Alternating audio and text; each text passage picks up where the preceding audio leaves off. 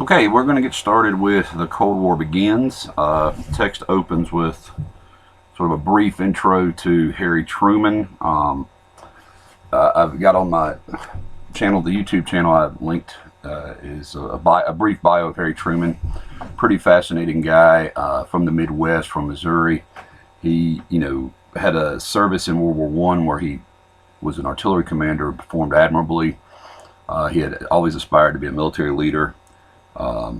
He had come through a political machine known as the Pendergast machine, but had pretty much emerged unscathed from any kind of corruption, at least at that time. Also, a thing that you keep in note is that he was the replacement for Henry Wallace on the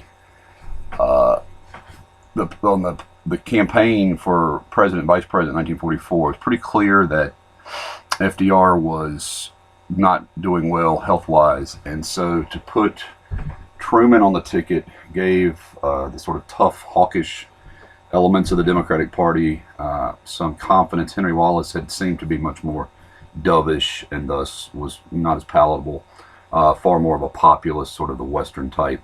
Truman seemed to be a little more, as a leader in the U.S. Senate, had been much better noted to be supporting the war effort, particularly how he helped get resources to the armed forces. So he's probably most famous for his sort of take-no-nonsense personality. He kept a sign on his desk that said, "The buck stops here." This is a famous adage that basically says, when you're the top dog, you can't pass the buck to someone else. You don't blame someone else for problems you have to be responsible for. Definitely one of the more interesting presidents we've had. Serving in the shadow of FDR would definitely create some difficulties, as well as, of course, trying to govern the post-World War II world, having to deal with an expansion of the Soviet Union, the reconstruction of Europe. All of these things would be very difficult for anyone, certainly. So the first sort of note that I would make to us moving forward is that your text then takes us to Yalta. If you're following along on the PowerPoint, Yalta is a resort in the Crimea. By the time that Yalta occurred, the Germans had been defeated, and obviously, well, they weren't finally defeated, but they were rolling back to the outskirts of Berlin. It was just a matter of weeks, really, before the Germans would fall. The problem for FDR and Churchill is what to do with a muscular Soviet Union, a powerful Stalin.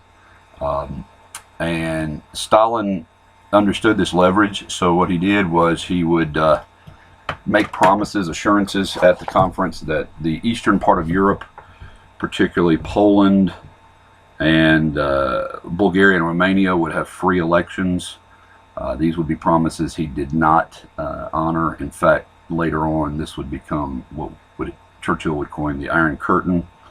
The Big Three, of course, their last meeting, did receive assurances from Stalin that he would attack Japan. This was at the time pre-atom bombs, so it was considered essential that the Russians, the Soviets, help bring an end to that part of the war in the Pacific. They had not been at war with Japan. The other major concern, of course, at the time was a new international body. The League of Nations had clearly failed to work. All of the Big Three seemed to be supportive of a new effort, which would be one of the major byproducts of Yalta, and that is a reconstituted League of Nations in the form of a United Nations. We'll get much more into the details of that organization here shortly. One thing to keep in mind also is that the situation in China was really beyond President Roosevelt's control, and the communist influence in China would prove to be victorious in the Chinese Civil War in 1949.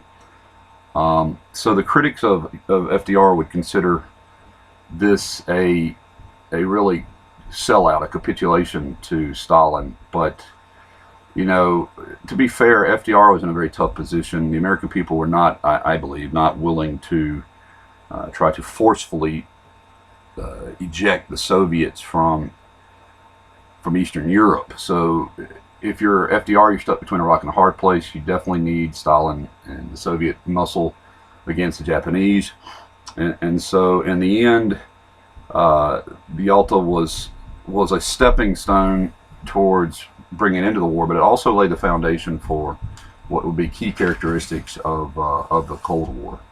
And because of that, many historians consider the Yalta Conference the beginning of the Cold War. So let's move now to the historic sort of distrust between the U.S. and the Soviet Union. If you go to your PowerPoint slides, you'll see that there are several reasons for this historical distrust. The historic animosity between communism and capitalism. Obviously, these are very contrary philosophies. Without getting too much into the depths of Marxist-Leninism, the Soviet Union, like the United States, seemed to have a sort of missionary sense of diplomacy. They were perceived to be wanting to spread communism around the globe, and thus the United States seemed to be wanting, like missionaries, to spread democracy. Thus, it put these two sort of evangelical or missionary belief systems into direct conflict. Another source of distrust was the fact that under President Wilson, the United States had really overtly assisted the whites in the Civil War against the Bolsheviks, the Reds, and it had taken us the better part of 2 decades to recognize the Soviet Union, which FDR had done, but that had left lingering distrust.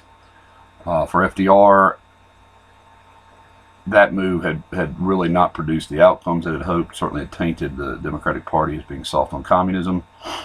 Meanwhile, if you go back to World War II, Churchill and FDR appeared to be stalling from Stalin's perspective.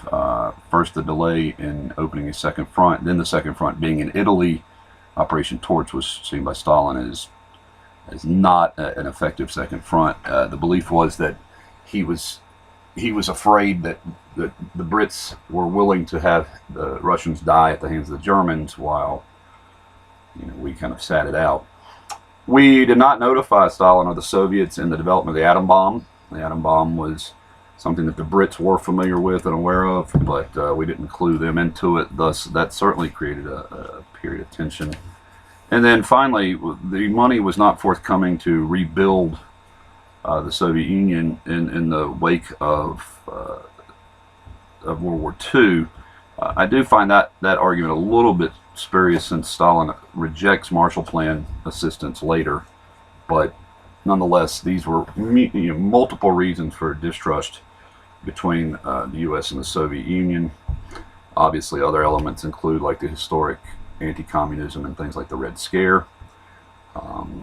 So for Stalin, the big question is why take a position in Eastern Europe? Why establish a foothold in places like Poland and Estonia, Latvia, and Lithuania, the Bulgaria, Romania? And for him, this would be to have a sphere of influence in which, if the West chose to attack the Soviet Union again, as it had now twice, there would be an area of like a buffer state, a buffer zone. Stalin viewed this as overwhelmingly in the Soviet best interest to have control over the political and military ramifications of this region of Europe. Unfortunately, from the eyes of the United States, probably accurately, this was perceived as a communist imperialist effort to conquer Europe on the wake of fascist aggression, also trying to conquer Europe. So this was a genuinely differing set of values and opinions as far as the fate of Eastern Europe, and much of the future of the Cold War will be determined by this misunderstanding between, or the belief that one country is trying to establish a protective zone while the other country sees this as ill-gotten imperialism. And we weren't going to allow that to happen, either under President Truman or subsequent American leaders.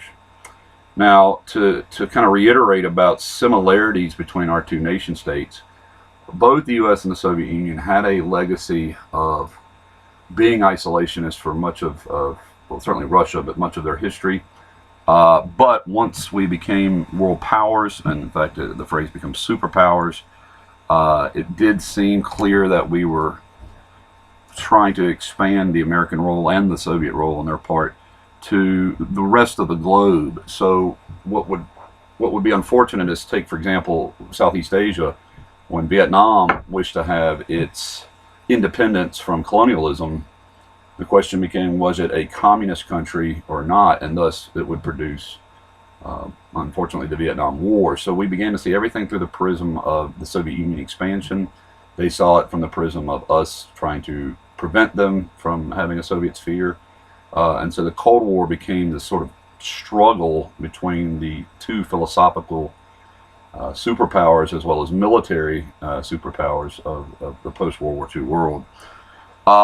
So when we use the word Cold War, it's fairly, probably for you at this point, recognizable that it's not considered a hot war, in the sense that the two major powers, the two combatants, if you will, did not engage directly in combat with one another, at least not overtly. The nature of the Cold War is that there were definitely hot wars within it. I think as we go forward, you'll see obviously Korea and Vietnam for ourselves, certainly Afghanistan, but there were many other military-related armed conflicts that were, as one historian called brushfire wars, that were relevant to the larger overt struggle. But again, because the U.S. and the Soviet Union did not directly engage each other in what would have been potentially World War III, a hot war, it is termed obviously as a Cold War. So moving forward, another key component of the post-war world would be an effort to redraw the nature of the relationships between countries through international conferences. And I'll pick up with that in my next sort of overview. Thank you.